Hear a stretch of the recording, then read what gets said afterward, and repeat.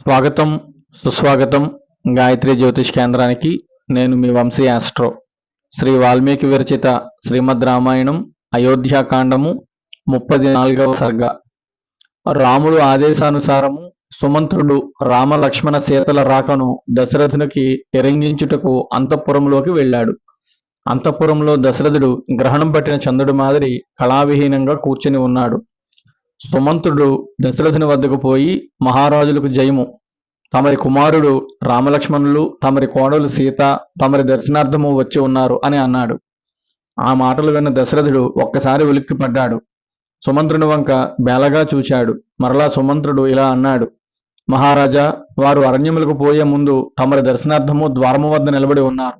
వారికి తమరి దర్శన భాగ్యము కల్పించండి. అంతేకాదు, అడవులకు పోయే ముందు మీరు కూడా రాముణ్ణి ఒకసారి కనులారా చూడండి.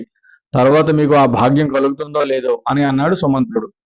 అప్పుడు దశరథుడు సుమంత్రునితో ఇలా అన్నాడు: సుమంత్ర, అంతఃపురంలో ఉన్న నా భార్యలను అందరినీ తీసుకుని రమ్ము. వారితో కలిసి నేను రాముణ్ణి చూడదలిచాను అని అన్నాడు. వెంటనే సుమంత్రుడు అంతఃపురంలోనికి వెళ్ళి దశరథుడి భార్యలందరినీ పిలుచుకువచ్చాడు. దశరథునికి 350 మంది భార్యలు. వారి అందరిలోకి పెద్ద భార్య కౌసల్య. కౌసల్య ముందు రాగా 350 మంది అక్కడికి వచ్చారు. అందరూ వచ్చారు అని సరిచూచుకొని తృప్తిపడిన తరువాత దశరథుడు సుమంత్రుని చూచి, సుమంత్ర, ఇప్పుడు రాముణ్ణి లోపలికి తీసుకొనిరా అని ఆదేశించాడు. సుమంత్రుడు బయటకు వెళ్ళి రాముడు, లక్ష్మణుడు, సీతను లోపలికి తీసుకొని వెళ్ళాడు. లోపల దశరథుడు తన 350 మంది భార్యలు చుట్టూ ఉండగా ఒక ఆసనము మీద కూర్చుని ఉన్నాడు. రాముణ్ణి చూడగానే దశరథునికి దుఃఖము ఆగలేదు. వెంటనే ఆసనము మీద నుండి లేచాడు. రాముని వద్దకు గబగబా నడుచుకుంటూ వెళ్ళాడు. కానీ మధ్యలోనే దుఃఖము ఆపుకోలేక కింద పడిపోయి స్పృహ తప్పాడు. తండ్రి గారు కింద పడటం చూసిన రామలక్ష్మణులు ఆయన వద్దకు పరిగెత్తుకొని వెళ్లారు. రాముణ్ణి చూడగానే అంతఃపుర స్త్రీలందరూ దుఃఖము ఆపుకోలేక హాహాకారాలు చేశారు. వారి దుఃఖమును చూచి రామలక్ష్మణులకు కూడా దుఃఖము ఆగలేదు. వారు తమ తండ్రి దశరథుణ్ణి పైకి లేపి ఒక పాన్పు మీద పడుకోబెట్టారు. దశరథుడు స్పృహలోకి వచ్చాడు. దుఃఖించుచున్న తండ్రిని చూచి రాముడు ఇలా అన్నాడు: మహారాజా, మీరు మాకందరికీ అధిపతులు. తమరి వద్ద నుండి నేను దండకారణ్యములకు పోవుటకు అనుమతి కోరుచున్నాను. కాస్త తల ఎత్తి నన్ను చూడండి. నాతో పాటు నా భార్య సీత, నా తమ్ముడు లక్ష్మణుడు కూడా వనవాసముకు వచ్చుటకు అనుమతి ఇవ్వండి. నేను ఎన్నోసార్లు చెప్పి చూశాను, వీరిద్దరూ నా మాట వినలేదు. నాతో పాటు అరణ్యములకు వస్తానని పట్టుబట్టారు. అకారణంగా వీరు కూడా నా వెంట అడవులకు వస్తున్నారు. కాబట్టి మా ముగ్గురికి అనుమతి ప్రసాదించండి అని పలికి రాముడు చేతులు కట్టుకొని తండ్రి ఎదురుగా నిలబడ్డాడు. అప్పుడు దశరథుడు బలవంతంగా గొంతు పెగల్చుకొని ఇలా అన్నాడు: రామా, ఎప్పుడో ఇచ్చిన వరములను కోరిన కైక నన్ను మోసం చేసింది. ఈ మోసాన్ని నువ్వు అంగీకరించనవసరం లేదు. నీ రాజ్యము నీవు తీసుకొనుము అని పలికి ఊరుకున్నాడు. తండ్రి మాటలు విని రాముడు ఇలా అన్నాడు: మహారాజా, తమరు అయోధ్యను ఎన్నో సంవత్సరముల నుండి పరిపాలిస్తున్నారు. అందుకని తమరు అయోధ్యలోనే ఉండండి. నేను అడవులలో ఉంటాను. నా గురించి మీరు ఆడిన మాట తప్పకండి. తమరు విధించిన 14 సంవత్సరముల వనవాసము త్రుటిలో పూర్తి చేసుకొని మీ పాదముల చెంత వాలుతాను. నాకు అనుమతి ఇవ్వండి అని పలికాడు రాముడు.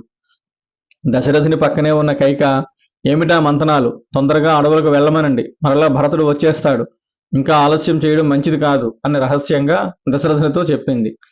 రామునితో తనివి తీరా మాట్లాడుకోవడానికి కూడా అనుమతించిన కైకను చూచి దుఃఖిస్తూ దశరథుడు రామునితో ఇలా అన్నాడు: రామ, నీకు నీ భార్యకు తమ్ముడికి మంగళమగుగాక. నీవు అన్నట్టు ఈ వనవాసము త్రుటిలో మిగించుకొని రమ్ము. నీ రాక కోసం ఎదురు చూస్తూ ఉంటాను. నీవు ధర్మం పాటిస్తావు, అందుకని నిన్ను వెళ్ళవద్దు అన్నా వెళ్ళడం మానవు. నీ బుద్ధి మరల్చడం నాకు చేత కాదు. కానీ ఒక కోరిక, ఈ రాత్రికి ఇక్కడే ఉండి పొద్దుటే వెళ్ళు. ఈ ఒక్కరోజు నిన్ను కనులారా చూస్తూ కాలం గడిపేస్తాను.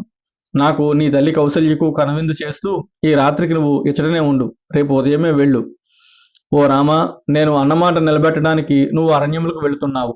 ఇంతవరకు ఎవరూ చేయలేని పని నువ్వు చేస్తున్నావు. నువ్వు అరణ్యములకు పోవడం నాకు ఏమాత్రం ఇష్టం లేదు. ఇదిగో, ఈ దుష్టురాలు కైక నన్ను మోసం చేసింది.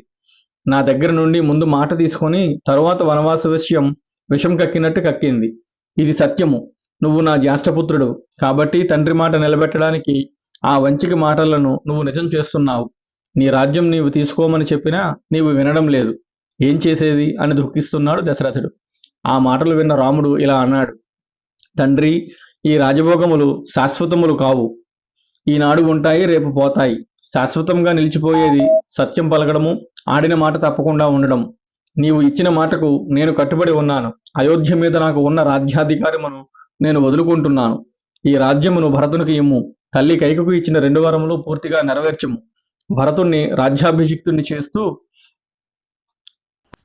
మీరు అన్నమాట నేను ఎలా నిలబెట్టుకున్నానో తమరు కూడా తల్లి కైకుకి ఇచ్చిన మాట నిలబెట్టుకోండి. మీ మాట ప్రకారము నేను 14 సంవత్సరములు అరణ్యములో ఉంటాను. మీరు కూడా భరతునికి రాజ్యాభిషేకం చేయండి. నాకు ఈ రాజ్యము మీద కానీ రాజభోగముల మీద కానీ ఎలాంటి వ్యామోహము లేదు. తమరి ఆదేశము నెరవేర్చడమే నా కర్తవ్యము. నా గురించి మీరు దుఃఖపడవద్దు. మీరు అన్నమాట నిలబెట్టుకోండి. నేను కూడా సత్యము మీద ఒట్టు పెట్టుకొని చెబుతున్నాను. నా నిర్ణయమును నేను మార్చుకోను. నేను ఇక్కడ ఒక్క క్షణం కూడా ఉండలేను. ఒక్క రాత్రి ఉన్నంత మాత్రాన ఒరిగేదేముంది? నా తల్లి కైక నన్ను అడవులకు వెళ్ళమంది, నేను వెళతాను అని అన్నాను. ఆ మాట నిలబెట్టుకుంటాను అని అన్నాడు రాముడు. రాముడు ఎన్ని విధములుగా అనుయించినను దశరథుడి దుఃఖము మానలేదు. రాముడు మరలా ఇలా అన్నాడు: రాజా, తమరు మా గురించి దిగులు పెట్టుకోకండి. మీరు నాకు పితృదేవులు, దైవ సమానులైన మీ మాట నాకు శిరోధార్యము. ఓ రాజా, మరలా చెప్పుచున్నాను, ఈ 14 సంవత్సరములు నిమేష మాత్రములో గడిపి మరలా మీ పాదచెంతకు వస్తాను. అప్పుడు నేను శాశ్వతంగా మీ వద్దనే ఉంటాను. ఇప్పుడు మాకు వెళ్ళడానికి అనుమతి ఇవ్వండి. తండ్రి గారు, అటు చూడండి, అయోధ్యావాసులు ఎంతో దుఃఖపడుతున్నారు.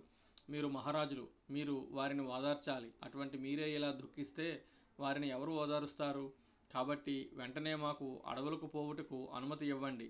మీరు వెంటనే భరతునికి పట్టాభిషేకం చేయించండి. అన్నమాట నిలబెట్టుకోండి అని పలికాడు రాముడు. రాముని మాటలకు దశరథునికి దుఃఖము పొంగుకొని వచ్చింది. ఏడుస్తూ కింద పడిపోయాడు.